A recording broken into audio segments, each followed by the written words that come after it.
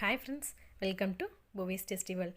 இன்றைக்கி நம்ம கிச்சனில் ரொம்பவே சூப்பரான ஒரு ஸ்நாக் தான் பார்க்க போகிறோம்.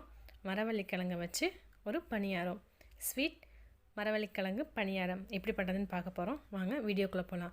நீங்கள் நம்ம சேனலில் ஃபஸ்ட் டைம் பார்க்குறவங்களா இருந்தால் மறக்காமல் Buvis Tasty World சப்ஸ்கிரைப் பண்ணிக்கோங்க. மறக்காமல் பெல் பட்டனை கிளிக் பண்ணிக்கோங்க.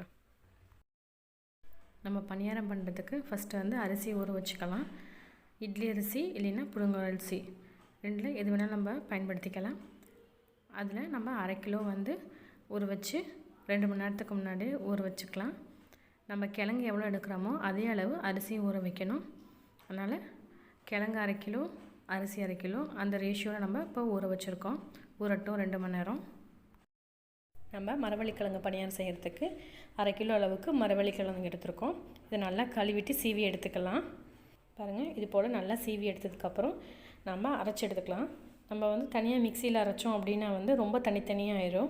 அதனால் வந்து நம்ம அரிசியோடு அரைச்சி எடுத்துக்கிட்டோம் அப்படின்னா நம்மளுக்கு கரெக்டான பதம் கிடைக்கும். இப்போ நம்ம அரைச்சி எடுத்துக்கலாம். நம்ம மிக்சி ஜாரில் இப்போ நம்ம ஊற வச்சுருந்தோம் இல்லையா அரிசி, அதை சேர்த்துக்கலாம். இது கூடவே நம்ம திருவி வச்சுருந்தோம் இல்லையா கிழங்கு, அதையும் சேர்த்துக்கலாம். நம்ம அரிசி பாதி கிழங்கு பாதி ரெண்டையும் சேர்த்து அரைச்சோம் அப்படின்னா தான் நல்ல பதத்தில் கிடைக்கும். இல்லை அப்படின்னா வந்து ரொம்ப தண்ணியாயிரும். பனியாரம் வந்து நம்மளுக்கு கெட்டியான பதத்தில் தான் நம்மளுக்கு வேணும் மாவு. அதனால் ரெண்டையுமே வந்து நம்ம கலந்து அரைச்சிக்கிட்டோம் அப்படின்னா ரொம்பவே கரெக்டான பதம் கிடைக்கும். நம்ம இதை கிரைண்டரில் கூட சேர்த்து அரைச்சிக்கலாம். அது நம்மளோட விருப்பம் தான். இப்போ நம்ம அரைச்சி எடுத்துடலாம். பாருங்கள், இந்த அளவுக்கு நம்ம திக்காக கெட்டியாக அரைச்சிக்கணும். உப்பு போட்டு கலக்கி வச்சு நம்ம 4லேருந்து 5 மணி நேரம் புளிக்க வச்சு எடுத்துக்கலாம். இருக்கட்டும். பாருங்கள், இப்போ நம்ம ஒரு பேனில் ஒரு 300 கிராம் வந்து வெல்லம் சேர்த்துக்கலாம். வெல்லம் சேர்த்துட்டு ஒரு 1/4 டம்ளர் மட்டும் தண்ணி ஊற்றிக்கோங்க. தண்ணி ஊற்றிட்டு வெல்லம் கரையிற வரைக்கும் வெயிட் பண்ணுங்கள். வெல்லம் கரைஞ்சி திக்கு பாக நம்மளுக்கு கிடைக்கணும்.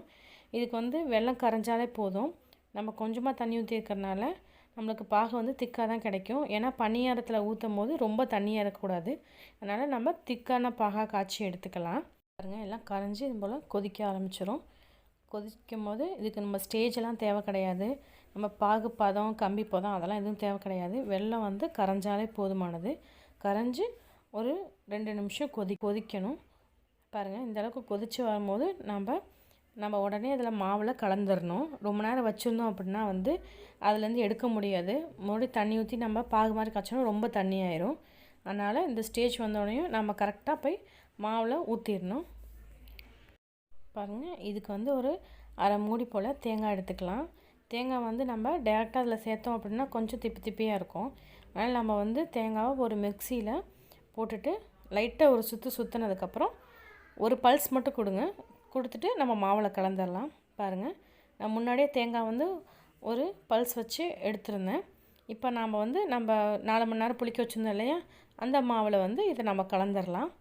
கலந்துட்டு பாகு வந்து இதுக்கப்புறம் தான் நான் போய் காய்ச்சி எடுத்தேன். அதனால் பாகு காய்ச்சினோடனே டேரெக்டாக அந்த இதுலேருந்தே நம்ம அப்படியே ஊற்றிடலாம். வேறு எதுக்கு மாற்றணும் அப்படின்னா ஆறி போய் சீக்கிரமே பிடிக்க ஆரம்பிச்சிருச்சு. ஊற்றிட்டு லாஸ்ட்டாக கொஞ்சம் மட்டும் டேஸ்ட் பார்த்துட்டு ஊற்றிக்கோங்க. எனக்கு எல்லாமே கரெக்டாக இருந்தது.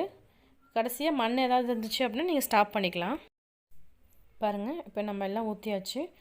ஏலக்காய் பவுட்ரு பண்ணி நம்ம ஒரு 3 ஏலக்காவை போட்டுக்கலாம். போட்டுட்டு நம்ம நல்லா மிக்ஸ் பண்ணி விட்டுக்கலாம். பாருங்கள், நம்ம 4 மணி நேரம் மாவு புளிக்க வச்சுருந்தோம்.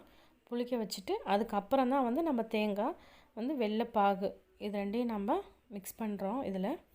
பாருங்கள், இப்போ வந்து மாவு ரெடி ஆயிடுச்சு. இதுக்கப்புறம் நம்ம 1 மணி நேரம் இதையும் புளிக்க வச்சுட்டு அதுக்கப்புறமா நம்ம பனியாரம் ஊற்ற ஆரம்பிச்சிடலாம். இதை வந்து நம்ம காலையில் இதெல்லாம் அரைச்சி வச்சுட்டு ஒரு ஈவினிங் போல் வந்து இதை செஞ்சோம் அப்படின்னா வந்து கரெக்டாக இருக்கும் ஸ்நாக்ஸுக்கு. வாங்க இப்போ பனியாரம் ஊற்றிடலாம். பாருங்கள், பனியார கல் சூடானதும் நான் கொஞ்சமாக நெய் விட்டுக்கிட்டேன். நெய் விட்டுட்டு நம்ம இப்போ பனியாரத்தை ஊற்ற ஆரம்பிச்சிடலாம். பாருங்கள், 1/2 குழி மட்டும் ஊற்றுங்க. அப்புறம் தான் நம்மளுக்கு உப்பி வரத்துக்கு கரெக்டாக இருக்கும், திருப்பி போடுறதுக்கும். பாருங்கள், இது போல் ஊற்றி வச்சு நம்ம மூடி போட்டு மூடி நம்ம எப்போதும் பனியாரம் சுடுவோம் இல்லையா, அதே மாதிரி தான் மூடி போட்டு மூடி நம்ம வேக வச்சு எடுத்துக்கலாம். ஒரு 10 நிமிஷம் மூடி போட்டு மூடிடலாம்.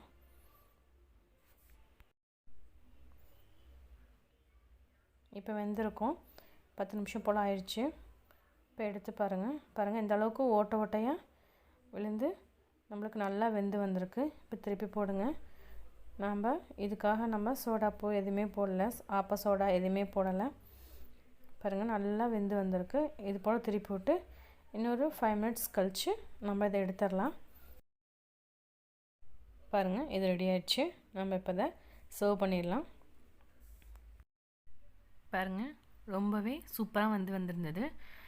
இது மரவள்ளி கிழங்கு ஸ்வீட் பணியாரம், இனிப்பு பணியாரம், ரொம்பவே சூப்பரான ஹெல்த்தியான ஒரு ஈவினிங் டைம் ஸ்நாக்ஸ்.